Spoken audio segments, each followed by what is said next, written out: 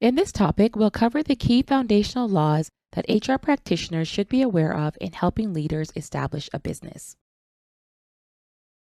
On the PHR exam overview chart, we'll be addressing Functional Area 1 and covering Business Management, which is worth 20% of the exam. The first course in this series is Business Environment, which is highlighted in red. We'll take a look at the decisions to be made when starting a new business and navigating both internal and external environments. From an HR perspective, we'll be addressing the key legislation which will not be explicitly tested on the exam. These are the laws from 1800s and laws from the 1900s but prior to 1960. The 6 acts shown in the boxes are listed from earliest to most recent. They'll be covered in summary format, indicating who they apply to, the provisions, and compliance requirements. In addition, the website where the full act can be found will be provided. The False Claim Act of 1863 is also referred to as the Lincoln Law, after President Abraham Lincoln, who signed it into law. It helps the government in fighting false claims and fraud and encourages people with information to come forth and file a lawsuit in the name of the United States to share in the recovery. Employees should be reminded to avoid creating records that are inaccurate or fictitious. In addition, doing things that are illegal just because a supervisor asks you to will still be illegal. In the early years, big business like Standard Oil dominated the landscape, and people were concerned that they were monopolizing the marketplace and keeping prices high.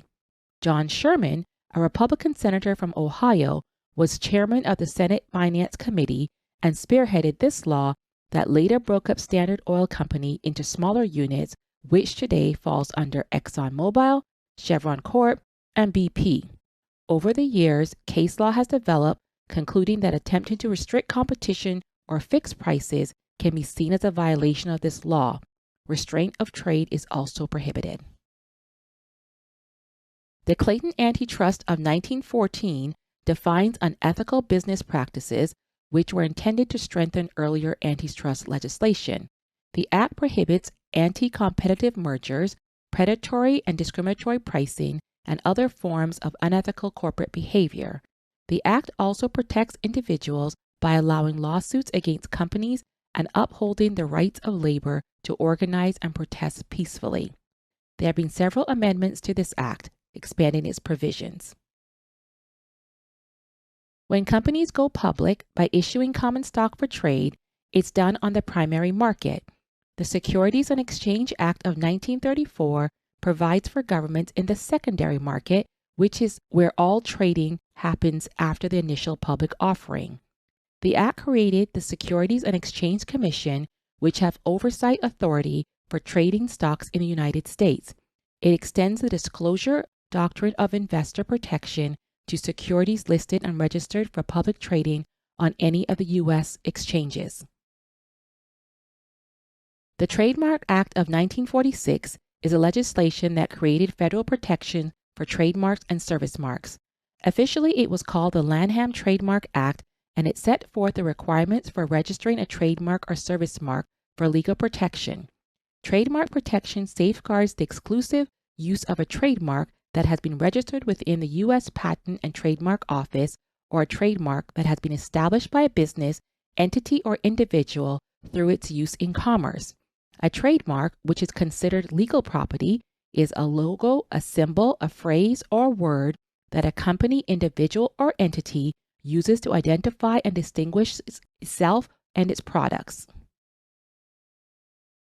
The Patent Act of 1952 was passed by Congress to clarify the language on patent law and significantly simplify the existing laws by placing all the details together. Complex technology to simple ideas and their incremental improvements are patentable under a design, utility, or plant patent. A utility patent with periodic maintenance fees protects inventions for 20 years and grants the inventor the right to exclude others from making, using, or selling the invention. A design patent protects the original ornamental design of a functional item for 14 or 15 years, depending on when the patent was filed. The original curvy Coca-Cola bottle is an example of this. A plant patent is granted to protect new and unique plants with key characteristics. Created by the Patent Act, Title 35 of the U.S. Code groups patent law into categories with different operational responsibilities, which are highlighted on this chart for reference. Part 1 covers provisions for governance, its powers and duties, and related matters. Part 2 sets out conditions under which patents may be obtained and related procedures. Part 3 relates to the patents themselves and the protections of rights under patent. Part 4 was added in 1970 and was the first major alteration to the Act. It simplifies filing of patent applications in other countries and helps to expand programs for filing foreign patent applications and to seek applications abroad.